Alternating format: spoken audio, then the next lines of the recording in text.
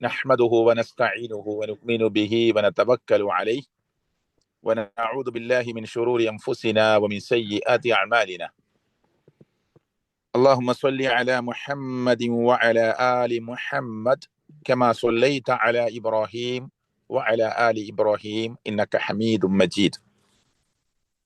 اللهم بارك على محمد وعلى آل محمد كما باركت على إبراهيم وعلى آل إبراهيم إنك حميد مجيد. اتقوا الله. ഉസീക്കും അവ്വലം ബിത്തഖ്വല്ലാഹ്. ഏറ്റവും സ്നേഹമുള്ള ബഹുമാനമുള്ള ജ്യേഷ്ഠത്തിമാരെ, സഹോദരിമാരെ, അനുജത്തിമാരെ, അസ്സലാമു അലൈക്കും വറഹ്മത്തുള്ളാഹ്.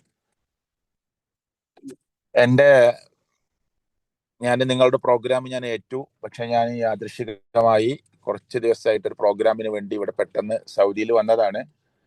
സൗദി അറേബ്യയിലാണുള്ളത്. ഇപ്പോൾ യാത്രയിലാണ്, വാഹനത്തിലാണ്. അപ്പോൾ പ്രയാസമില്ലാതെ കേൾക്കാൻ പറ്റും, തടസ്സപ്പെടാതെ അല്പസമയം സംസാരിക്കാൻ പറ്റുമെന്നാണ് വിചാരിക്കുന്നത്.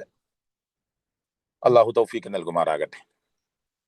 ഏറ്റവും മർമ്മപ്രധാനമായ ഒരു വിഷയത്തിന്റെ അല്ലെങ്കിൽ ഇസ്ലാമിന്റെ കാതലാണ് നിങ്ങളുടെ മുമ്പിൽ സംസാരിക്കേണ്ടത്. എപ്പോഴും നമ്മൾ കേൾക്കുന്ന തൗഹീദ്, ഷിർക്ക് അല്ലെങ്കിൽ തൗഹീദും ഷിർക്കും, അതിന്റെ തൗഹീദിന്റെ പ്രാധാന്യവും ഷിർക്കിന്റെ ഗൗരവവുമാണ് നമ്മൾ ഇന്നത്തെ ടോപ്പിക് ആയി കൊടുത്തിട്ടുള്ളത്. ഇവിടെ നമ്മൾ മനസ്സിലാക്കേണ്ടത്, ലോകത്തിന്റെ രക്ഷിതാവായ സർവശക്തനായ അള്ളാഹു മനുഷ്യരെ, ജിന്നുവർഗത്തെ, ഈ രണ്ട് വിഭാഗങ്ങളെ സൃഷ്ടിച്ചതിന്റെ ലക്ഷ്യമായി തന്നെ അള്ളാഹു തആല ഖുർആനിൽ പറഞ്ഞത് വമാ ഖലഖ്തുൽ ജിന്ന വൽ ഇൻസ ഇല്ലാ ലിയഅ്ബുദൂൻ, എന്നെ ആരാധിക്കാൻ വേണ്ടി അല്ലാതെ ഞാൻ മനുഷ്യരെയും ജിന്നുവർഗത്തെയും സൃഷ്ടിച്ചിട്ടില്ല എന്നാണ്. അപ്പൊ അവിടെ ആലോചിക്കേണ്ടത്, ഞാനൊരു സാധാരണ പബ്ലിക് പ്രസംഗം പോലെ സംസാരിക്കണില്ല. എൻ്റെ സഹോദരിമാരോടും സഹോദരിമാരോടൊക്കെ സൂചിപ്പിക്കാനുള്ളത്, ഇവിടെ രണ്ട് വർഗത്തെ അള്ളാഹു എടുത്തു പറഞ്ഞു. ഒന്ന് മനുഷ്യവർഗം, മറ്റൊന്ന് ജിന്നുവർഗം. ലോകത്ത് കോടാനുകോടി ജീവജാലങ്ങൾ, വർഗങ്ങളൊക്കെ ഉണ്ട്. പക്ഷെ മനുഷ്യരെയും ജിന്നുവർഗത്തെയും എടുത്തു പറഞ്ഞു.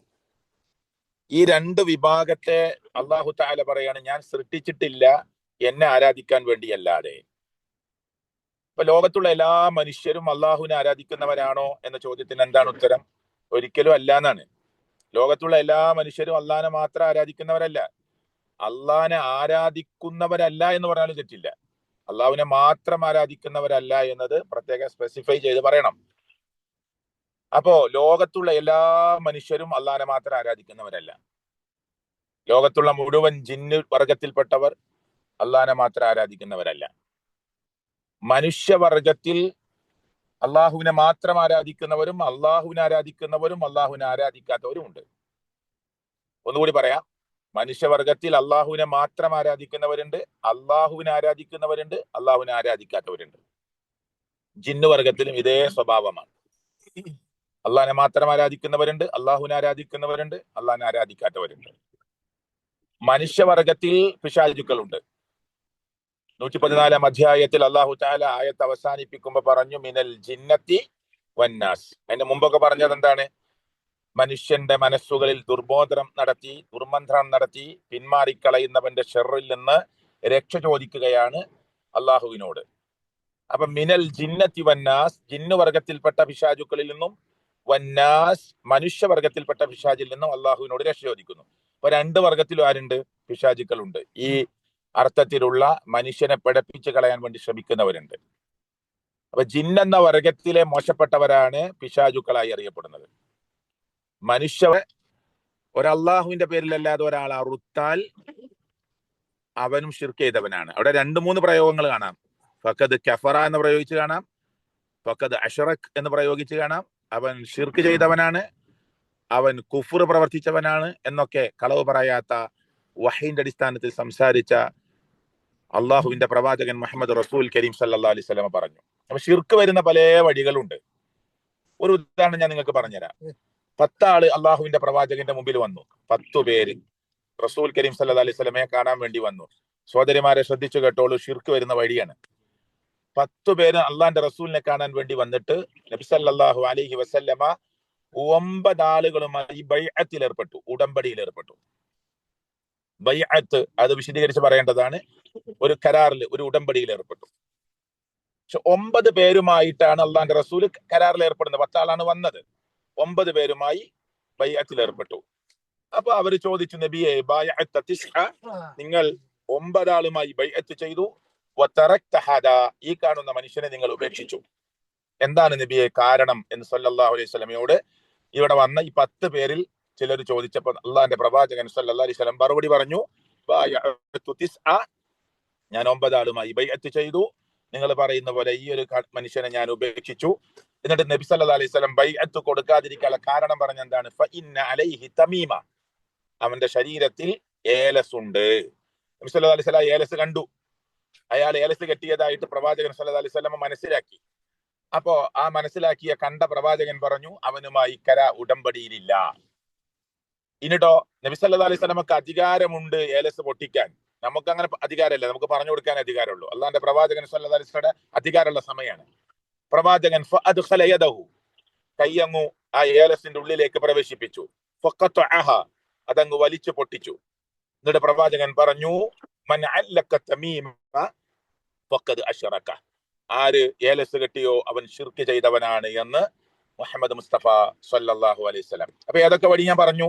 സത്യം ചെയ്യുന്നതിലൂടെ ശിർക്ക് വരും. അള്ളാഹുവിനോടല്ലാതെ സത്യം ചെയ്താൽ.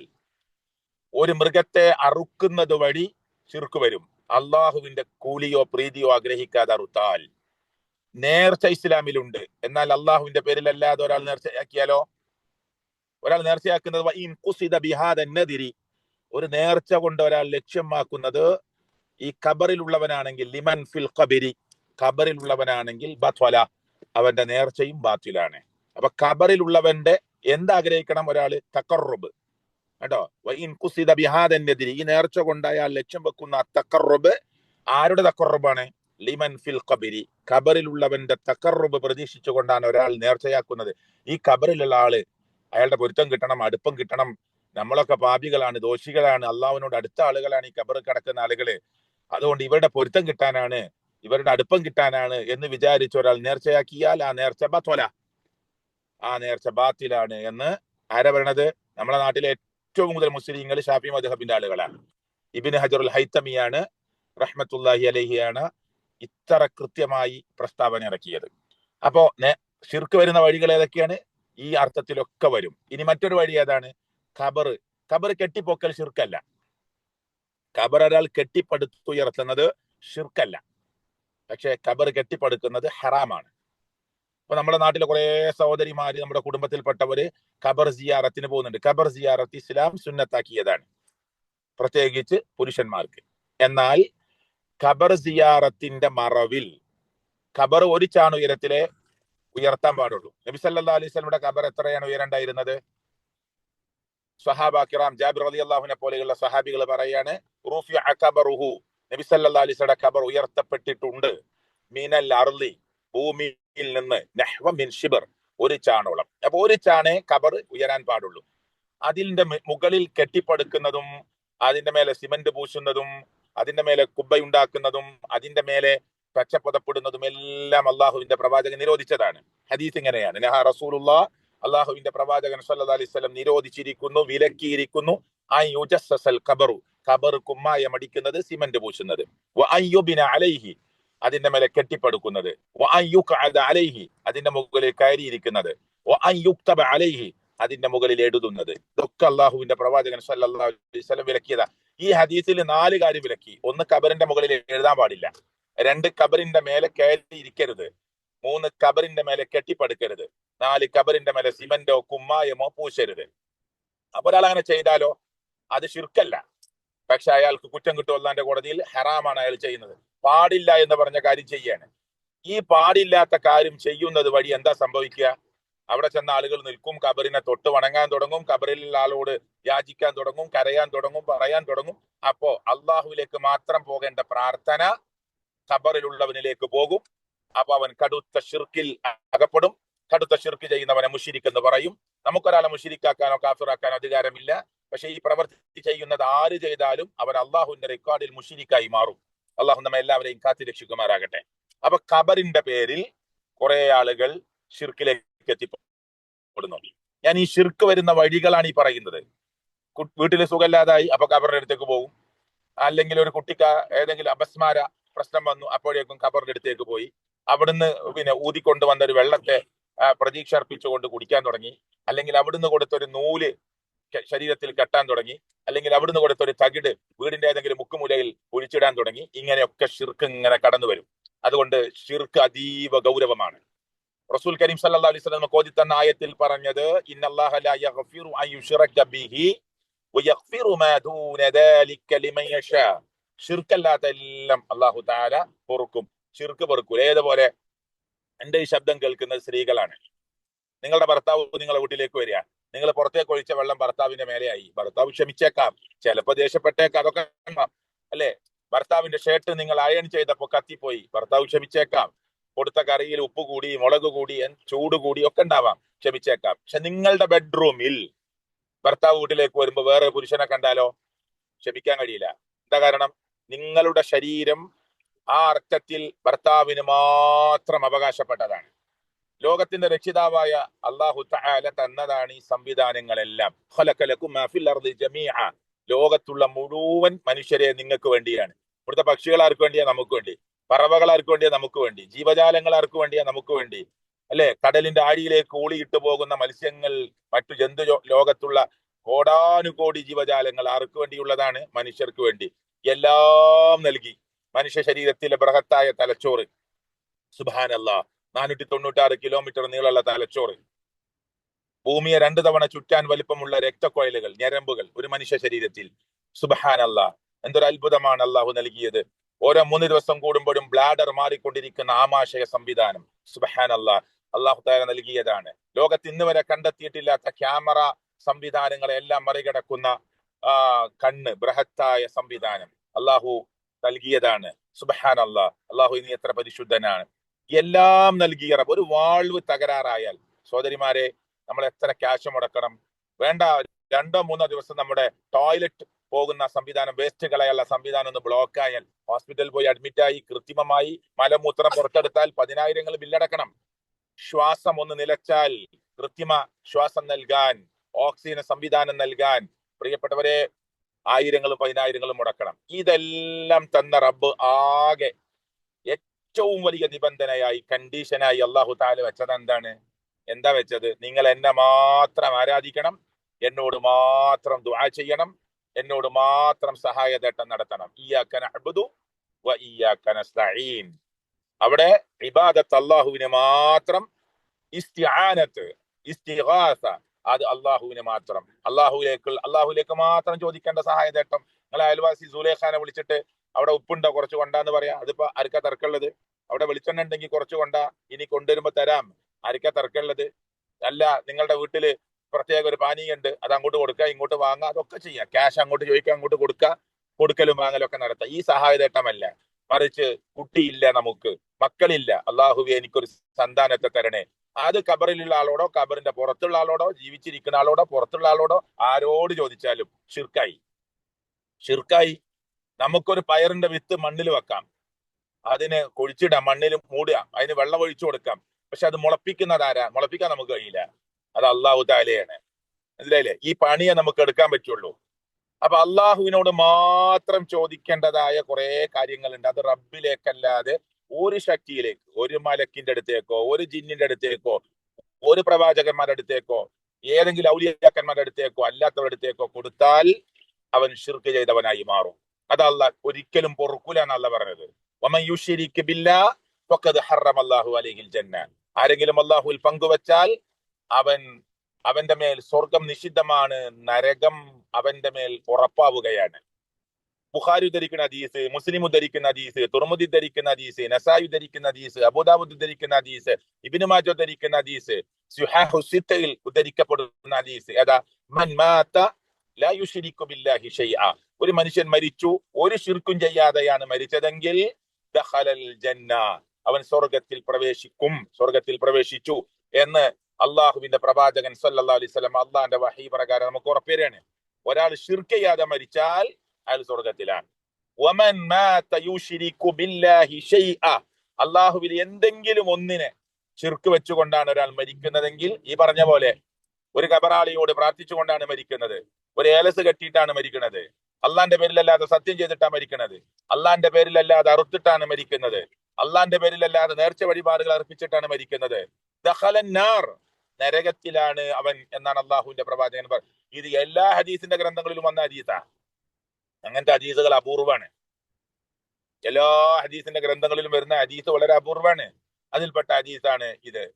അള്ളാഹുവിന്റെ അപാരമായ അനുഗ്രഹം കൊണ്ട് ഈ ക്ലാസ് കേൾക്കുന്ന സഹോദരിമാരെ, നിങ്ങൾക്ക് ഷിർക്കിൽ നിന്ന് രക്ഷപ്പെടാൻ പറ്റിയിട്ടുണ്ടെങ്കിൽ അതാ ലോകത്ത് കിട്ടിയ ഏറ്റവും വലിയ അള്ളാഹു നൽകിയ മഹാ സമ്മാനം അതാണ്. ഏറ്റവും വലിയ ഗിഫ്റ്റ് അതാണ്. കാരണം 800 കോടിയിലധികം മനുഷ്യരിന്ന് ലോകത്തുണ്ട്. 800 കോടിയിലധികം മനുഷ്യരിന്ന് ലോകത്തുണ്ട്, അല്ലെ?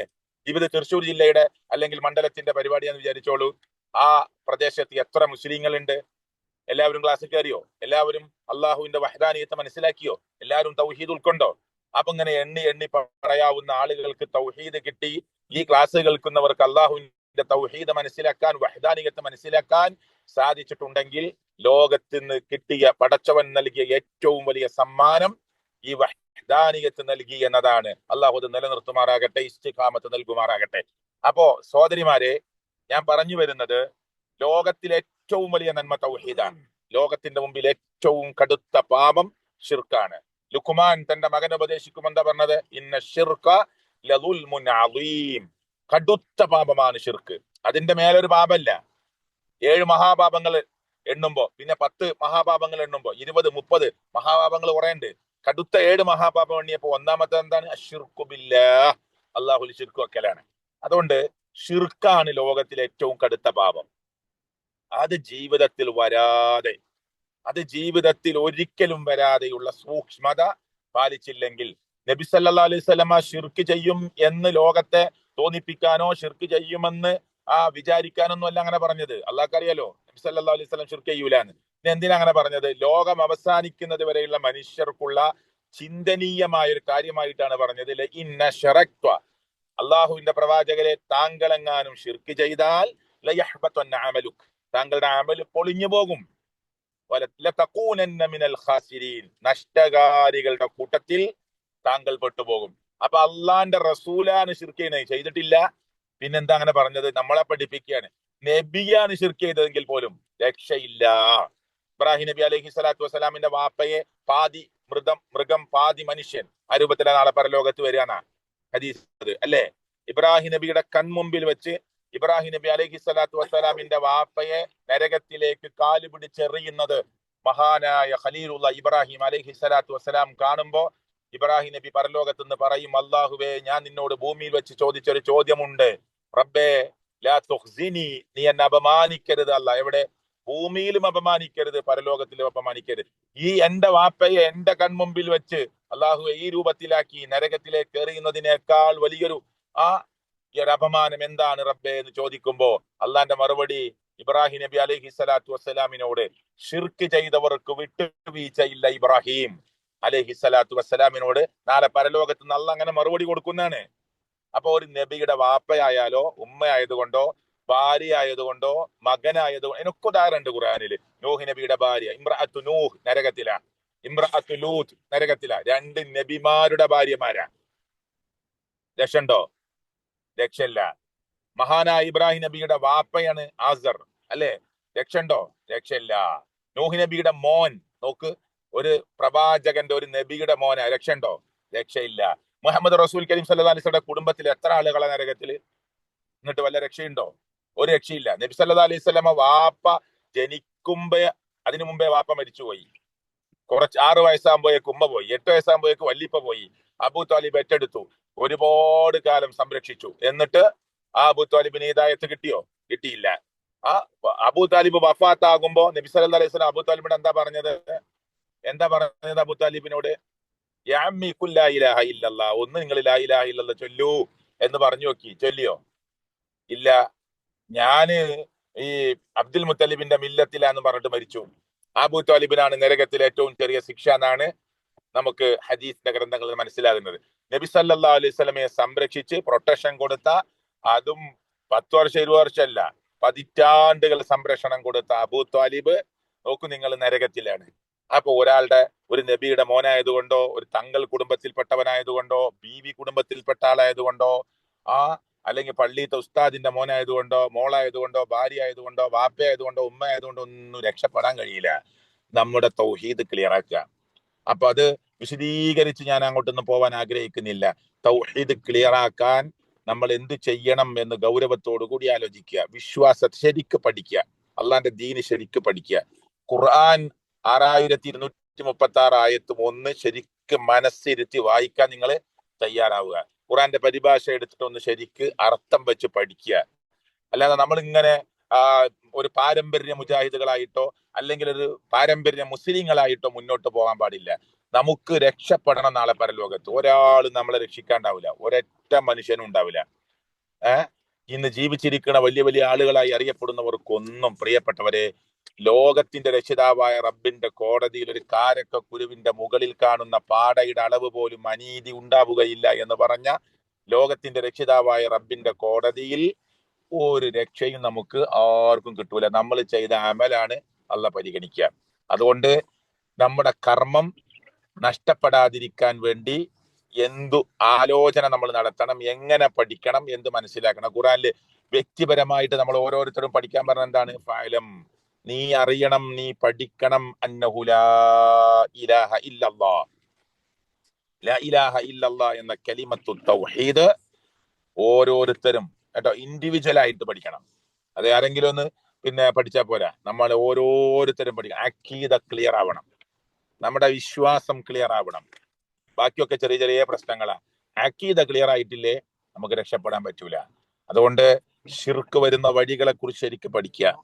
ഒരു നൂല്, ഒരു ഏലസ് നമ്മുടെ ജീവിതത്തിൽ അതിൽ വരമേൽപ്പിച്ചുകൊണ്ട് അല്ലെങ്കിൽ അത് കിട്ടിയ സ്ഥലത്തെ വരമേൽപ്പിച്ചുകൊണ്ട് തന്ന ആളെ വരമേൽപ്പിച്ചുകൊണ്ട് ഒരു നൂലോ ഏലസോ ഒക്കെ ബന്ധിപ്പിക്കുമ്പോ മനസ്സിലാക്കുക ലോകത്തിന്റെ രക്ഷിതാവായ റബ്ബിന് നമ്മുടെ ഹൃദയത്തിൽ പിന്നെന്ത് സ്ഥാന. ഇപ്പൊ ഇന്ന് കേരളത്തിൽ ഏറ്റവും കൂടുതൽ ആളുകൾ വിളിക്കുന്ന ഷെയ്ഖാര കുത്തുബ് എന്നൊക്കെ പറഞ്ഞിട്ട് വിളിക്കുന്നത് ആരെയാണ്? മെഹ്ദി ഷേഖനെയാണ്. മെഹ്ദി ഷേഖ് എവിടെയാ ഉള്ളത്? ഇപ്പോ നമ്മളൊക്കെ വാപ്പാര് മരിച്ചു പോയതുപോലെ ഇറാഖിൽ നിന്ന് മരിച്ച ഒരാളാണ്. ഇറാഖിന്റെ ബാഗ്ദാദിന്റെ മണ്ണിലെ ഖബർസ്ഥാനിലാണ് ഉള്ളത്, അല്ലെ? ആ മെഹ്ദി ഷേഖ് എഴുതിയ കിതാബിൽ എന്താ ഉള്ളത്?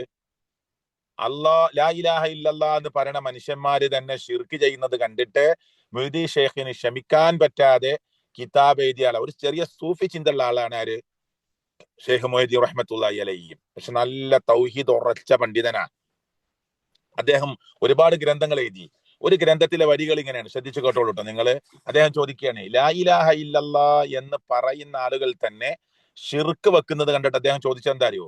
കൈഫ തഖൂലു ലാ ഇലാഹ ഇല്ലല്ലാഹ്, നിനക്ക് എങ്ങനെയാണോ ലാ ഇലാഹ ഇല്ലല്ലാഹ് പറയാൻ പറ്റുന്നത്? നിനക്ക് എന്ത് അധികാരമാണ് ലാ ഇലാഹ ഇല്ലല്ലാഹ് പറയാനുള്ളത്? ഫീ ഖൽബിക, നിന്റെ ഹൃദയത്തിൽ കം ഇലാഹ്, എത്ര ഇലാഹുകളാ? പല ആളുകളെയും വിളിച്ച് പ്രാർത്ഥിച്ചിട്ട് പിന്നെ നീ ലാ ഇലാഹ ഇല്ലല്ലാ ലാ ഇലാഹ ഇല്ലല്ലാ എന്ന് പറയാൻ നിനക്കെന്ത് അവകാശമാണുള്ളത് എന്ന് ലോകത്തോട് ചോദിച്ച മഹാനായ പണ്ഡിതനാണ് ആര്? മൊയ്തീൻ ഷേഖ്.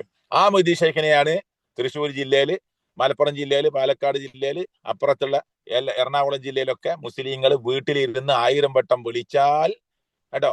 ഇപ്പൊ മലപ്പുറം ജില്ലയിൽ പൂട്ടിപ്പോയ അറിവിൻ നിലാവിന്റെ സദസ് തുടങ്ങുമ്പോൾ പറയുന്നത് ഈ സ്റ്റേജിലേക്ക്, ഈ സദസ്സിലേക്ക് മൊയ്തീൻ ഷേഖ് വന്നിട്ട് പോകുന്ന പറയണത്. 1000 വട്ടം മൊയ്തീൻ ഷേഖിനെ വിളിച്ചാൽ ഇവിടെ വരും. എവിടുന്ന്? ഇറാഖ്. നിങ്ങൾ ചിന്തിച്ചു നോക്ക്, ആലോചിച്ചു നോക്ക്, എത്ര സ്ഥലത്തു നിന്നാണ് വിളിക്കുന്നത് മൊയ്തീൻ ഷേഖിനെ. എല്ലാവരുടെ സ്ഥലത്തും വന്നിട്ട് മൊയ്തീൻ ഷേഖ് വന്നു പോവുക.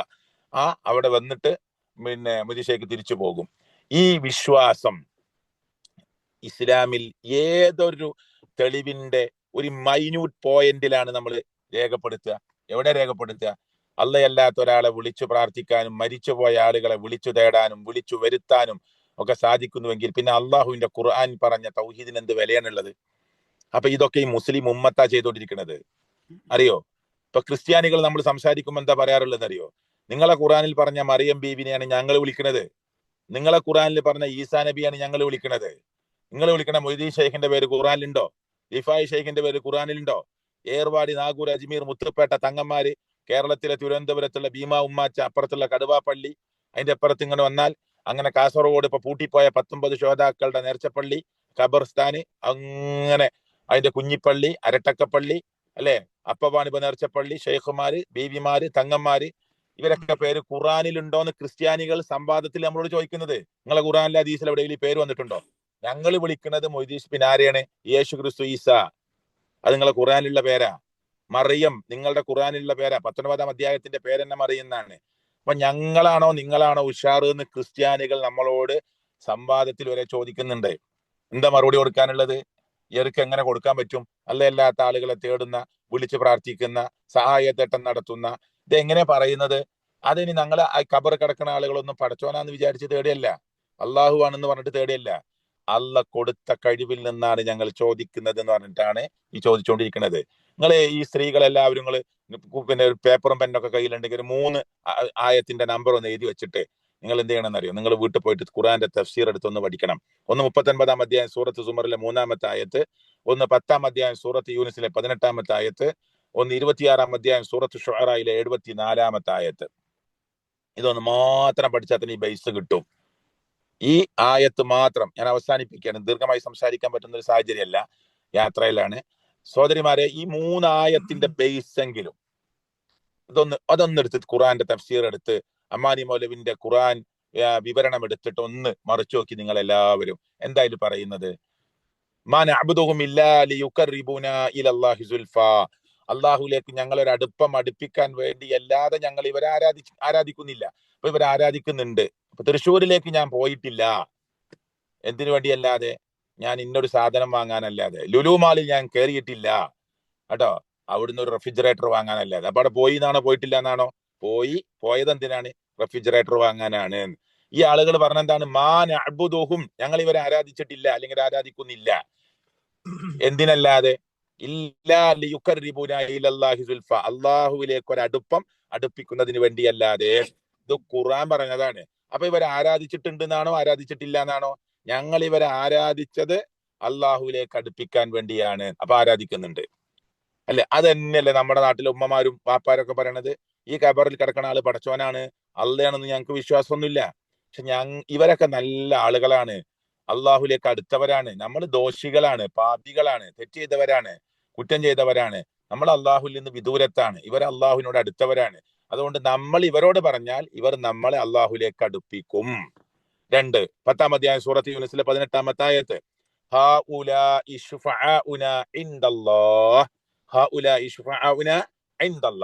ഇവർ അള്ളാഹുവിന്റെ അടുക്കൽ നമുക്ക് വേണ്ടി ശുപാർശ ചെയ്യും.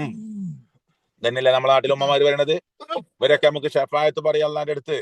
അതിനാ നമ്മൾ ഇവരോട് പറയുന്നതെന്നാണ് അല്ല പറയുന്നത്. ഈ കൂട്ടർ പറയുന്നു അള്ളാന്റെ അടുക്കൽ ഞങ്ങൾക്ക് വേണ്ടി ശുപാർശ ചെയ്യും. 3-ാമത്തെ വാദം സൂറത്ത് ഷുഅറയിലെ 74-ാമത്തെ ആയത്ത്, 70 മുതൽ 74 വരെയുള്ള ആയത്ത് നോക്കിക്കോളെ. അതിൽ പറയണത് എന്താ? ഇവര് ഉപകാരം ചെയ്യാൻ ഇവർക്ക് കഴിവുണ്ടോ, ഉപദ്രവം വരുത്താൻ കഴിവുണ്ടോ എന്നൊക്കെ ചോദിക്കുമ്പോൾ അവർ പറയണത് കാലു, അവർ പറഞ്ഞു, ബൽ, മറിച്ച്, ഉപകാരം ചെയ്യോ ഉപദ്രവം വരുത്തോ അതൊന്നും ഞങ്ങൾക്ക് അറിയേണ്ട ആവശ്യമില്ല. എന്താണ് എന്റെ അർത്ഥം? ഞങ്ങളുടെ വാപ്പമാരെ ഉപ്പാപ്പമാരെ കണ്ടത് ഇങ്ങനെ ചെയ്യുന്നവരായിട്ടാണ്. നിങ്ങൾ തൃശ്ശൂരിലെ വലിയ പ്രായമുള്ള ഒരു ഉമ്മ ജാറത്തിലേക്ക് ഉമ്മനോട് ചോദിച്ചോക്ക്, നിങ്ങൾ ഞങ്ങളെ പഠിപ്പിക്കാൻ വരണ്ട, ഞങ്ങൾക്ക് 60 വയസ്സായി, 50 വയസ്സായി, 70 വയസ്സായി, ഞങ്ങളുടെ വാപ്പ, ഞങ്ങളുടെ വല്യപ്പ, ഉസ്താദ്, മറ്റേ ഉസ്താദ്, ഇന്ന ആള്, ഇന്ന ഷെയ്ഖ്, അവരൊക്കെ ഇങ്ങനെയാണ് കാണിച്ചു തന്നത്. ഈ 3 ആൻസറും ഒരു മുസ്ലിം പറയരുത് എന്നാണ് അള്ളാന്റെ ഖുർആൻ പറഞ്ഞത്. അള്ളാഹുലേക്ക് അടുപ്പിക്കാനാണെന്ന് മുസ്ലിമെ നീ പറഞ്ഞുകൊണ്ട് അല്ലാത്തവരെ നീ ആരാധിക്കരുത്. ഇവർ ശുപാർശ ചെയ്യുമെന്ന് പറഞ്ഞിട്ട് അല്ലാത്തവരെ വിളിച്ചു പ്രാർത്ഥിക്കരുത്. ഇവർ ഞങ്ങൾ പാരമ്പര്യമായി ഇതാണ് കണ്ടത് എന്ന് പറഞ്ഞുകൊണ്ട് അള്ളാഹു അല്ലാത്തവരെ നിങ്ങൾ വിളിച്ചു പ്രാർത്ഥിക്കരുത്. അവരിലേക്ക് ഇസ്തിആനത്ത് നടത്തരുത്, ഇസ്തിഗാസ നടത്തരുത്, നേർച്ച വഴിപാടുകൾ നടത്തരുത്. അവരോട് നിങ്ങൾ ഇബാദത്തിന്റെ ഒരു വശവും വെച്ചു കൊടുക്കരുത്, ചെയ്യരുത് എന്നാണ് ഖുർആൻ പറഞ്ഞത്. ഇതാണ് നമ്മുടെ നാട്ടിൽ ചെയ്തുകൊണ്ടിരിക്കുന്നത്. ഈ കടുത്ത ശിർക്കിൽ നിന്ന് രക്ഷപ്പെട്ടവരാണ് നമ്മളെങ്കിൽ നാളെ പരലോകത്ത് നമുക്ക് ഇതിന് സംഘടന എന്ന അർത്ഥത്തിലല്ല ഈ പറയുന്നത്. പിന്നെ നമ്മൾ ഇത് പറയാൻ ഒരു സംഘം വേണം. അതിനാ നമ്മൾ ഒരു മുജാഹിദ് പ്രസ്ഥാനവും വിസ്ഡം ഒക്കെ ആയി പ്രവർത്തിക്കുന്നത്. പെർമിഷൻ എടുക്കണം, ആളുകളോട് ഈ കാര്യം പറയണം, ആളുകൾക്ക് ഈ വിഷയം കേൾപ്പിക്കണം. അപ്പോ ഇന്ന് കടുത്ത ശിർക്കാണ്. ഇപ്പോ ലോകത്ത് 2 ആളുകളാണ് ഞാനാണ് റബ്ബ് എന്ന് പറഞ്ഞത്. ഒന്ന് ഫിറഔനാണ്, അന റബ്ബുക്കുമുൽ അഅ്ലാ, അഹങ്കാരം കൊണ്ട് പറഞ്ഞതാ, ഖുർആനിലുള്ളതാ. ധിക്കാരം കൊണ്ട് പറഞ്ഞതാ, കെട്ടിടം ഉണ്ടാക്കിയിട്ട് അതിന്റെ മേലെ കയറി നിന്നിട്ട് പറഞ്ഞതാ, നിങ്ങൾ പറയുന്ന റബ്ബിനൊന്നും കാണാനില്ല, ഞാനാണ് റബ്ബ് എന്ന്. പിന്നെ പറഞ്ഞത് CM മടവൂരാണ്, അത് ഭ്രാന്തായിട്ട് മാനസികമായിട്ട് പറഞ്ഞതാ. അയാൾക്ക് കുറ്റം കിട്ടൂല, അയാളുടെ മാനസിക നില തെറ്റിയതാണ്. അയാൾ പറഞ്ഞു അനല്ലാ, ഞാനാണ് അല്ലാന്ന്. അത് പ്രസംഗിച്ച് നടക്കുന്നവർക്കാണ് ഇപ്പോ ചികിത്സ കൊടുക്കേണ്ടത്. മനസ്സിലായില്ലേ? അയാൾക്ക് സുഖമല്ലാതെ പറഞ്ഞതാണ്. അയാൾ സ്വർണത്തിന്റെ ചെയിൻ ഉപയോഗിച്ച ആളാണ്. പുരുഷന്മാർക്ക് സ്വർണ്ണം ഉപയോഗിക്കാൻ പാടില്ല. അയാൾ റമദാനിലെ പകല് ചായ കുടിക്കും, ബീഡി വലിക്കും, സിഗരറ്റ് വലിക്കും. അയാൾക്ക് മാനസിക അസ്വസ്ഥത ഉള്ള ആളാണ്. സുഖമില്ലാതെ മരിച്ചുപോയ മനുഷ്യനാണ്. ചിലപ്പോൾ അള്ളാഹു അയാൾക്ക് പുറത്തു കൊടുത്തേക്കാം. അയാൾ നല്ലൊരു ആലിമായിരുന്നു. അയാളുടെ വാപ്പ ആലിമായിരുന്നു. അയാളുടെ മക്കളിൽ ആലിമ്യങ്ങളുണ്ട്. പക്ഷെ അയാൾ സുഖമില്ലാതെ മരിച്ചുപോയി. മാനസിക അസ്വസ്ഥത വന്ന് മരിച്ചുപോയ ആളാ. അയാള് ഇന്ന് ലോകം നിയന്ത്രിക്കുന്നു എന്ന് പറയുന്നവർക്കാണ് ട്രീറ്റ്മെന്റ് കൊടുക്കേണ്ടത്. അയാളാ ലോകം നിയന്ത്രിക്കുന്നത്. അയാളാ സഞ്ചരിക്കുന്ന ട്രെയിനുകളെ കൺട്രോൾ ചെയ്യുന്നത്. അയാളാ ആകാശത്തിന്റെ മേലാപ്പിലൂടെ പറന്നു പോകുന്ന കാർമേഘങ്ങളെ മുറിച്ച് കടന്നു പോകുന്ന ഫ്ലൈറ്റുകളെ കൺട്രോൾ ചെയ്യുന്നത് CM ആണ്. പോരാ, ഖബറിൽ ഇങ്ങനെ മലന്ന് കിടക്കുകയാണ്, എല്ലാം CM കാണുന്നു എന്ന് പറയുന്നു. മുമ്പ് കുളിച്ചിരുന്ന കുളത്തിൽ ഇപ്പോഴും ഇടക്കിടക്ക് കുളിക്കാൻ വരാറുണ്ട് എന്ന് പ്രസംഗിക്കുന്നു. മനസ്സിലായില്ലേ? CM-നെ കണ്ടവർ തന്നെ സ്വർഗത്തിലാണെന്ന് പറയുന്നു. ഇങ്ങനെ എത്ര പറയാനുണ്ട്.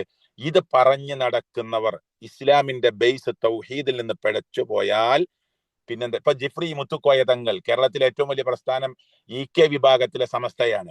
ആ സമസ്തയുടെ പ്രസിഡന്റ് ജിഫ്രി മുത്തുക്കോയ തങ്ങൾ പറയുന്നത് അള്ളാഹു കേൾക്കുന്നതെല്ലാം, അള്ളാഹു കാണുന്നതെല്ലാം ഔലിയാക്കന്മാരും കാണും. പക്ഷെ അള്ളാഹു കാണുന്നത് പോലെയല്ല. പിന്നെ വാക്ക് ശ്രദ്ധിക്കണേ നിങ്ങള്. അള്ളാഹു കേൾക്കുന്നതെല്ലാം, കാണുന്നതെല്ലാം ഔലിയാക്കന്മാരും കാണും. പക്ഷെ കാണുന്നത് പോലെയല്ല.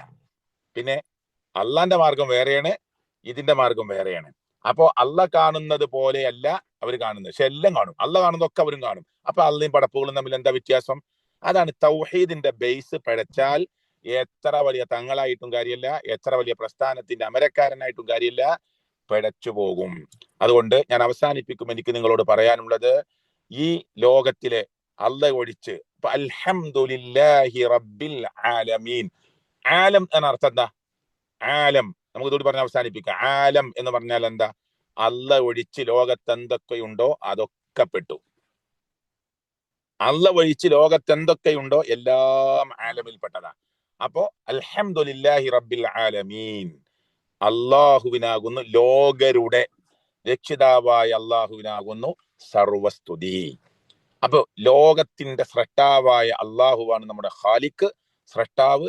അവനാ നമ്മളെ കൺട്രോൾ ചെയ്യുന്നത്, അവനാ നമ്മളെ ജനിപ്പിച്ചത്, പടിപടിയായി വളർത്തുന്നത്, നമ്മളെ മരിപ്പിക്കുന്നത്, നമ്മളെ പുനർജീവിപ്പിക്കുന്നത്. അവന് ഒരു കാര്യവും കാരണവും ബന്ധമൊന്നും ആവശ്യമില്ല നമ്മളെ സഹായിക്കാൻ.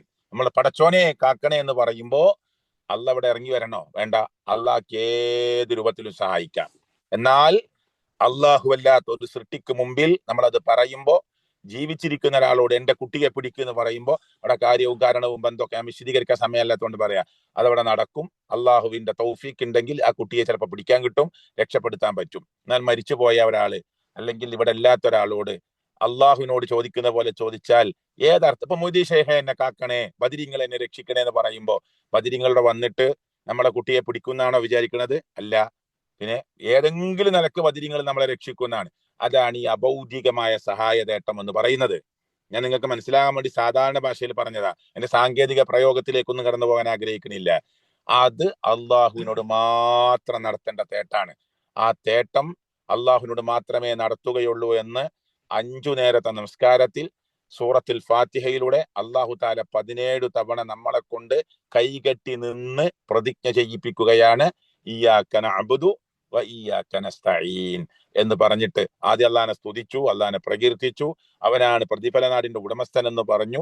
ഇതൊക്കെ പറഞ്ഞു കഴിഞ്ഞിട്ട് സർവശക്തനായ അള്ളാഹു നമ്മളെ കൊണ്ടൊരു പ്രതിജ്ഞ ചെയ്യിപ്പിക്കുകയാണ്. ഇയ്യാക നഅ്ബുദു വ ഇയ്യാക നസ്തഈൻ, നിന്നെ മാത്രമേ ഞങ്ങൾ ആരാധിക്കുകയുള്ളൂ, നിന്നോട് മാത്രമേ ഞങ്ങൾ സഹായതേട്ടം നടത്തുകയുള്ളൂ. ഈ ബേസ് പിഴച്ചാൽ മനസ്സിലായില്ലേ? അപ്പൊ എന്താണ് പ്രാർത്ഥന എന്ന് മനസ്സിലാകാതെ പോകും, എന്താണ് ഇബാദത്ത് എന്ന് മനസ്സിലാകാതെ പോകും. ദുർന്യായങ്ങൾ കടന്നു വരും. എന്നിട്ട് അള്ളാഹു അല്ലാത്തവരിലേക്ക് ആളുകളെ കൊണ്ടുപോകും. അതുകൊണ്ട് സഹോദരിമാരെ, ഇൻഷാ അല്ലാഹ് മറ്റൊരു സമയത്ത് നമുക്ക് വേണമെങ്കിൽ വിശദമായി സംസാരിക്കാം എന്ന് നിങ്ങളോട് പറഞ്ഞുകൊണ്ട് ഞാൻ എൻ്റെ സംസാരത്തെ അവസാനിപ്പിക്കുകയാണ്. എത്ര സമയമാണ്? പിന്നെ 1 മണിക്കൂറാണ് നിങ്ങൾ സമയം എന്ന് ഞാൻ വിചാരിക്കുന്നു. പക്ഷെ ഒരു യാത്രയിലായതുകൊണ്ട് ഞാൻ അവസാനിപ്പിക്കുകയാണ്. ഈ പറഞ്ഞ കാര്യങ്ങൾ നിങ്ങൾ അവിടെ ഈ ക്ലാസ്സിൽ ധാരാളം ഇതിനെക്കുറിച്ച് അറിവുള്ള ആളുകളുണ്ട്. കുറച്ച് സമയം കൂടി നിങ്ങൾ ആ വിഷയത്തിൽ ഒരു ചർച്ചയൊക്കെ ചെയ്തുകൊണ്ട് നിങ്ങൾക്ക് ആ ക്ലാസ് അവസാനിപ്പിച്ച് ഒരു ചർച്ചയൊക്കെ ചെയ്ത് കൂടുതൽ പഠിക്കാനുള്ള, ശിർക്ക് ജീവിതത്തിൽ വരാതെ സൂക്ഷിക്കാനുള്ള തൗഹീദിൽ നിന്ന് ഒരു നിലക്കും പിഴച്ചു പോകാത്ത, ഒരു നിലക്കും നമ്മുടെ മുൻഗാമികളായ പണ്ഡിതന്മാർ സനാഉല്ല മക്തി തങ്ങൾ മുതൽ അവിടുന്ന് ഇങ്ങോട്ട് കടന്നു വന്ന ഒരുപാട് KM മൗലവിയെ പോലെ, വക്കം മൗലവിയെ പോലെ, ഉമർ മൗലവിയെ പോലെ, അലവി മൗലവിയെ പോലെ, ധാരാളം സെയ്ദ് മൗലവിയെ പോലെ ഉള്ള ആളുകളൊക്കെ പഠിപ്പിച്ച ഒരു തൗഹീദിന്റെ റൂട്ടുണ്ട്. ആ റൂട്ട് എന്താണ് പ്രാർത്ഥന, ഏത് പ്രാർത്ഥനയാവൂ, ഏത് പ്രാർത്ഥനയാവൂല എന്നതൊക്കെ കൃത്യമായി പഠിച്ചുകൊണ്ട് സമസ്തക്കാർ മുമ്പേ പറയലുണ്ട്, അപ്പൊ ഞങ്ങള് ഡോക്ടറോട് കുട്ടിയെ രക്ഷിക്കണേ എന്ന് പറയലില്ലേ, അപ്പൊ പിന്നെ നിങ്ങളെ തൗഹീദ് പൊളിഞ്ഞില്ലേ? അത് പൊളിയില്ല. അത് കുട്ടിയെ രക്ഷിക്കണേ എന്ന് ഡോക്ടറോട് പറയുമ്പോഴും സർവശക്തനായ റബ്ബിനോട് എന്റെ കുട്ടിയെ രക്ഷിക്കണേ എന്ന് പറഞ്ഞ പോലത്തെ പറച്ചിലല്ല. അതാ പെട്ടെന്ന് ട്രീറ്റ്മെന്റ് കൊടുക്കണം, വേഗം ചികിത്സിക്കണം, വേണമെങ്കിൽ വേഗം സർജറി ചെയ്യണം, വേഗം മരുന്ന് കൊടുക്കണം എന്ന അർത്ഥത്തിലുള്ള സംസാരമാണത്. അതുകൊണ്ട് ഏതാണ് സർവശക്തനായ അള്ളാഹുവിലേക്ക് വരുന്ന പ്രാർത്ഥന എന്ന് മനസ്സിലാക്കിക്കൊണ്ട് കൃത്യമായി ദീനിനെ പഠിക്കാനുള്ള ഒരു ശ്രമം നിങ്ങൾ നടത്തണം. കടുത്ത ഷിർക്കിൽ നിന്ന് അള്ളാഹു താല നമ്മെ എല്ലാവരെയും രക്ഷപ്പെടുത്തി അനുഗ്രഹിക്കുമാറാകട്ടെ. ചെറിയ ഷിർക്കിൽ നിന്ന്, അതിൽ നിന്ന് പോലും അള്ളാഹു നമ്മെ എല്ലാവരെയും കാത്തു രക്ഷിക്കുമാറാകട്ടെ.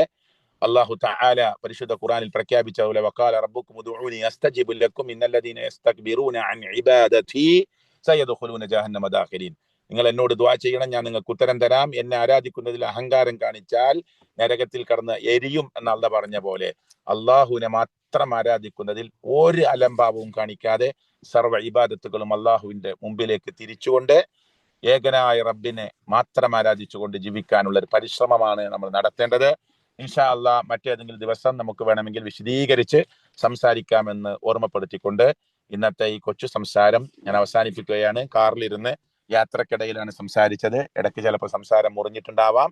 അതൊക്കെ നിങ്ങൾ ആ അർത്ഥത്തിൽ ഉൾക്കൊള്ളുകയും മനസ്സിലാക്കുകയും ചെയ്യണമെന്ന് ഓർമ്മപ്പെടുത്തിക്കൊണ്ട് എന്നെ കേട്ട എൻ്റെ ജ്യേഷ്ഠത്തിമാർക്ക്, അനിയത്തിമാർക്ക്, ഈ തൗഹീദി ആദർശ പ്രബോധനത്തിന്റെ കൂട്ടായ്മയിൽ അണിചേർന്ന് അള്ളാഹുവിന്റെ കൂടി ആഗ്രഹിച്ചുകൊണ്ട് പ്രവർത്തിക്കുന്ന സഹോദരിമാർക്ക്, ഉമ്മമാർക്ക് അർഹമായ പ്രതിഫലം സർവശക്തനായ അള്ളാഹു നൽകുമാറാകട്ടെ എന്ന് പ്രാർത്ഥിച്ചുകൊണ്ട് അവസാനിപ്പിക്കുന്നു. അള്ളാഹുവെ, ഞങ്ങളുടെ ജീവിതത്തിൽ കടുത്ത ഷിർക്കിൽ നിന്ന്, ചെറിയ ഷിർക്കിൽ നിന്ന്, വലിയ ഷിർക്കിൽ നിന്നൊക്കെ ഞങ്ങളെ നീ രക്ഷപ്പെടുത്തി അനുഗ്രഹിക്കണേ അള്ളാഹ്.